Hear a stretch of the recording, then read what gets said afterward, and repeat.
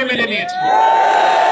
সমাজের যারা উগ্রবাদ, চরমপন্থা, হটকারিতা, অসৎ উদ্দেশ্যে স্বার্থান্বেষী কিছু মহল অনেক সময় অনেক ঘটনা ঘটিয়ে সব দোষ ইসলামপন্থীদের উপর চাপাবার চেষ্টা করে।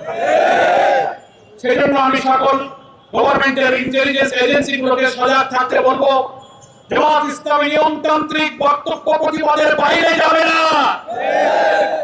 সরকার এবং ডক্টর রেজওয়ানা হাসান যারা আপনারা এই ধরনের বাইরের কোন মিডিয়াতে আনন্দবাজারে সব সাক্ষাৎকার দিচ্ছেন, আমরা এই ধরনের বক্তব্যকে কিছুটা উস্কানিমূলক বক্তব্য মনে করি।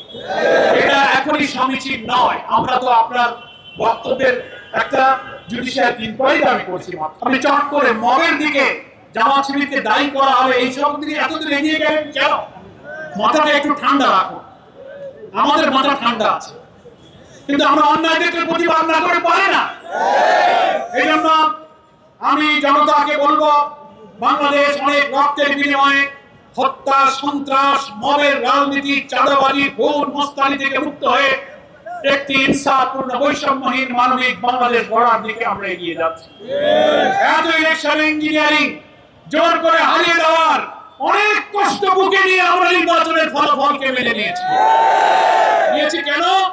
আমরা দেশ পরিচালনায় জনগণের আকাঙ্ক্ষাকে পূরণ করতে চাই। জনগণকে আমরা সাথে থাকতে বলবো। সরকারের অভ্যন্তরে হোক, সাবেক উপদেষ্টাদের মধ্যে হোক, যারা ইঞ্জিনিয়ারিং এর সাথে যুক্ত থেকেছেন, যারা বিশেষ করে দলকে ক্ষমতায় আনবার জন্য অন্তর্বর্তীকালীন সরকারের ভেতরে থেকেও চেষ্টা করেছেন, বুকে হাত দিয়ে আল্লাহকে সাক্ষী রেখে আত্মবিচার করুন। আপনি বিবেকের দংশনে নিশ্চয়ই দংশিত হবেন। ওই সময় আপনি চেষ্টা করেছেন বলেই তার পুরস্কার হিসেবে আজকে আমি পররাষ্ট্রমন্ত্রীর পদটা পেয়েছি।